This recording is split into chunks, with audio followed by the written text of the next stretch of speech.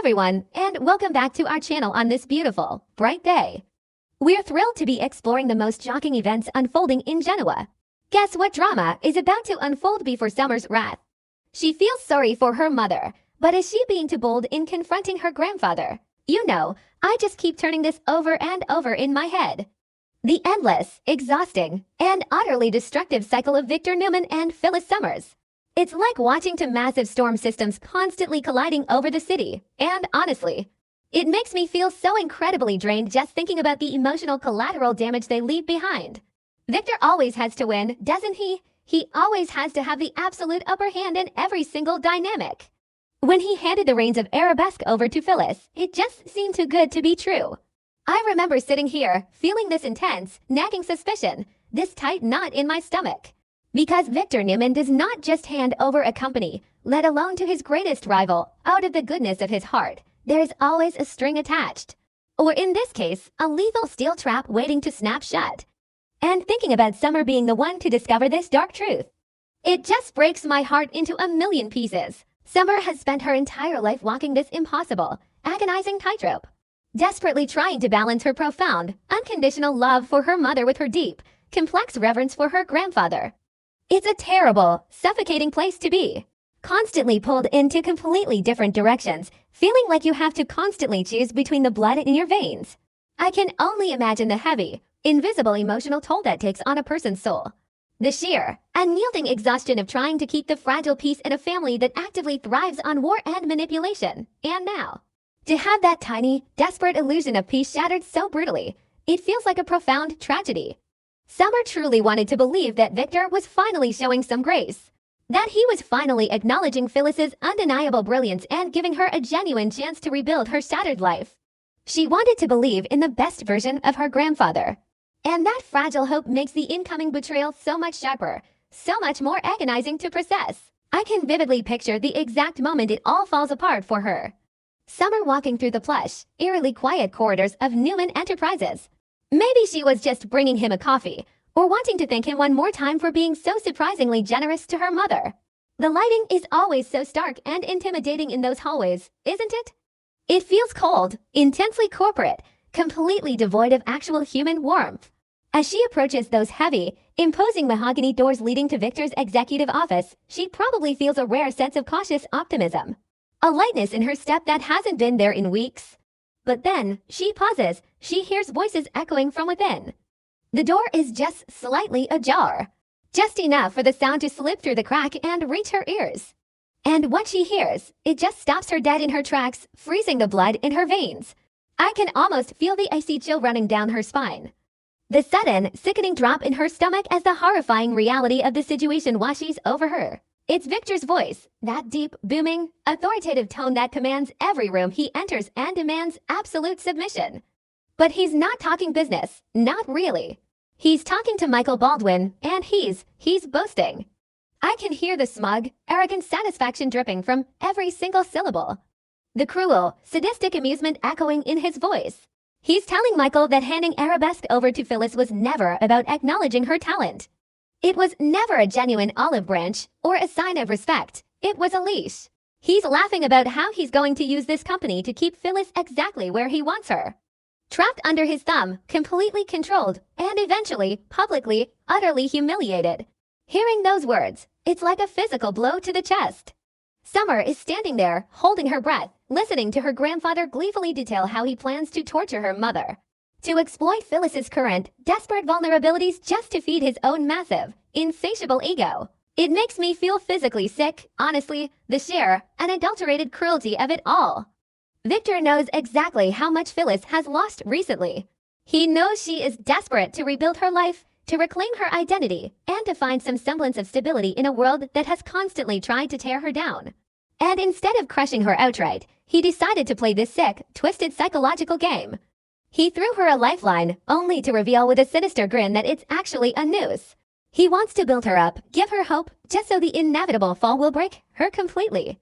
As I think about the terrifying depths of Victor's vindictiveness, I can't help but feel a profound sense of disgust. It's not just business anymore. It's a deeply personal, malicious vendetta designed to destroy a human soul, and Michael Baldwin. standing there, listening to this, perhaps conflicted, but still present. It adds another agonizing layer of betrayal.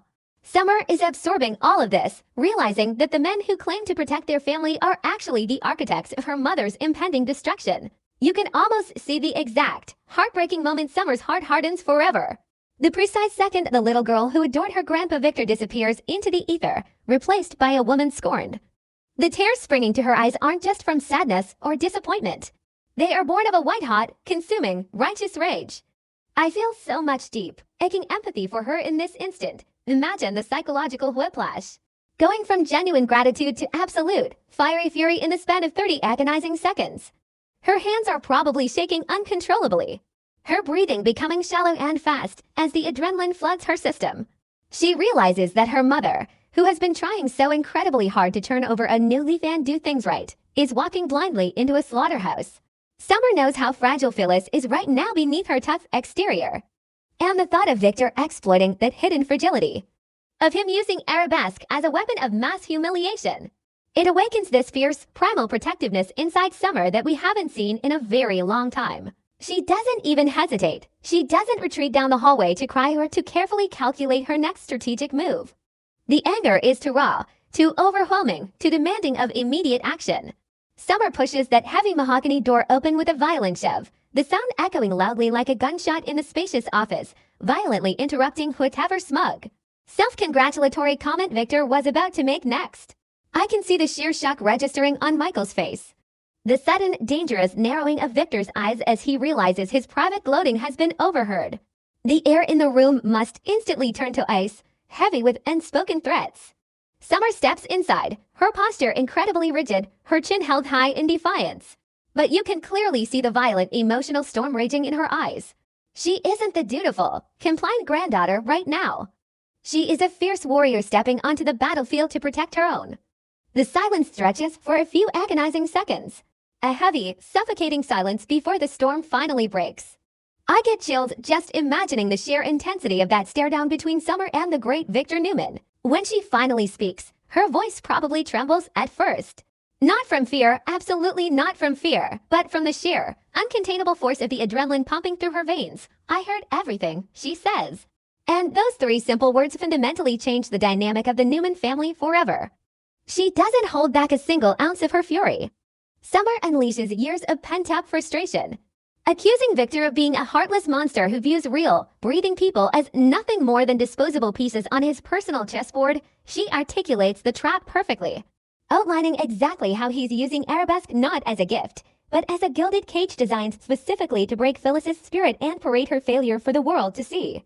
I can feel the raw, unfiltered agony in Summer's voice as she demands to know how he could be so exceptionally, uniquely cruel. How he could look her in the eye and pretend to be generous while secretly plotting her mother's public execution. It's a beautiful, heartbreaking, and necessary release of emotion. And Victor, oh Victor, he probably doesn't even flinch, does he? He likely just sits there behind that massive, intimidating desk, steepling his fingers, looking at her with that cold, calculating, and yielding gaze that has terrified businessmen for decades. He might try to dismiss her outrage. Tell her in that patronizing tone that she simply doesn't understand the complex, nuanced realities of the business world. Or he might coldly state that Phyllis brought this entirely upon herself through her past actions. That typical, infuriating deflection he always uses to avoid accountability.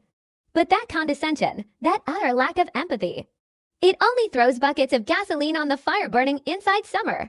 I feel my own blood pressure rising just thinking about his arrogant lack of remorse. He truly thinks he is untouchable. He thinks that because he is the patriarch, his malicious actions are inherently justified by his status. He fully expects Summer to eventually fall in line, to accept that this is just how the world works, but he is so incredibly wrong this time.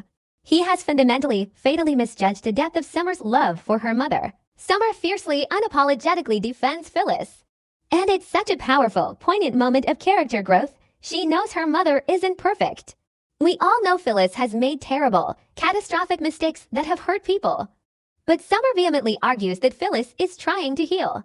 She is vulnerable. She is desperately trying to rebuild her life from the ashes, and she absolutely does not deserve to be emotionally tortured for Victor's sadistic amusement.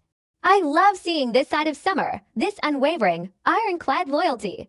It reminds me of how incredibly strong the bond between a mother and daughter can be, even when it's been tested by the hottest fires. Summer essentially tells Victor that his obsessive hatred for Phyllis has completely blinded him, that it has poisoned his soul and stripped him of his humanity.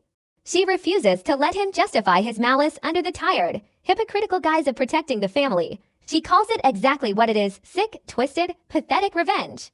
And as she speaks those truths, you can see her fully stepping out of Victor's immense shadow, claiming her own voice, her own moral compass, independent of his control. Then comes the ultimatum, the definitive line drawn in the sand that can never, ever be uncrossed. Summer looks Victor dead in the eye, her gaze filled with a terrifying resolve, and declares that she will not let him manipulate her mother for 1 second longer. She vows to protect Phyllis, to stand as a human shield between her mother and Victor's impending wrath. It's a breathtaking, awe-inspiring declaration of war from a granddaughter to a grandfather. She warns him, her voice dropping to a deadly, serious whisper that carries more weight than a scream, that if he continues to play these sick power games with Phyllis, there will be severe, irreversible consequences. She tells him that he will lose her forever, that he will shatter their family beyond any hope of repair, and that the blame will rest solely on his shoulders. I can feel the immense weight of those words, the absolute chilling finality in them. Summer is no longer asking for peace, she is promising a brutal fight. She is letting Victor know that he has finally pushed her too far, and that she will use every ounce of Newman ruthlessness she inherited from him to destroy his plan. The aftermath of that explosive confrontation, it must be deafening in its silence. Summer turns on her heel and walks out of that office, leaving the heavy door wide open behind her, a symbolic gesture that she is no longer contained by his walls. She doesn't look back, not even for a second. As she walks down the long, sterile hallway, the adrenaline probably starts to fade, replaced by a profound, aching sadness, but also a crystal clear, undeniable sense of newfound clarity. She has chosen her side once and for all. The grandfather she idolized is gone, replaced by a ruthless tyrant she must now actively defeat. I find myself wondering, with a heavy heart, how she will break this devastating news to Phyllis. How she will look at her mother, who is currently pouring her heart, soul, and fragile hope into Arabesque, and tell her that it's all a malicious lie. It's going to be a devastating, tear-filled conversation, but it's an absolutely necessary one. Summer has to break her mother's heart in order to save her life and her dignity. It's such a tragic, beautiful, heartbreaking paradox. Think about what this monumental shift means for the broader landscape of Genoa City. The implications are absolutely massive and far-reaching. Summer is now actively, consciously working against Newman Enterprises and the patriarch himself. She knows Victor's playbook intimately, she knows his psychological weaknesses, and she has the insider knowledge to dismantle his trap from the inside out. Phyllis, once she recovers from the initial, paralyzing shock and heartbreak of the betrayal, is going to be an absolute force of nature. A cornered Phyllis Summers is the most dangerous creature on earth. But a Phyllis Summers who has her brilliant, fiercely loyal daughter fighting fiercely by her side. That is an unstoppable, terrifying alliance that even Victor Newman should fear. Victor thought he was isolating Phyllis, setting her up for a lonely fall, but his cruelty has actually given her the greatest, most motivated ally she could ever ask for. I can't help but feel a thrill of genuine anticipation. Watching Victor's perfectly laid, arrogant plans begin to unravel simply because he vastly underestimated the fierce, unconditional love of a daughter. As I sit here reflecting on all of this incredible drama, I am just so deeply struck by the beautiful, complex evolution of Summer Newman. She has grown from a privileged, sometimes naive girl who desperately sought approval into a formidable, deeply empathetic woman who flat out refuses to be collateral damage in her family's endless, toxic wars. This confrontation in Victor's office isn't just about Arabesque or even just about Phyllis. It's fundamentally about Summer reclaiming her own autonomy and moral agency. It's about her looking at the toxic, manipulative legacy of the Newman family and saying, no more. Not on my watch. It's a heartbreaking chapter, yes, because we are watching a family tear itself apart at the seams. But it is also incredibly empowering and inspiring. I am so deeply, emotionally invested in seeing exactly how Summer navigates the impending fallout. How she fiercely shields her mother from the coming storm. And how she ultimately proves to Victor that true, lasting power doesn't come from manipulation, fear, and traps, but from unwavering loyalty, truth, and love. The war for Arabesque, and for Summer's soul, has just begun, and honestly, I wouldn't bet against Summer and Phyllis for a second.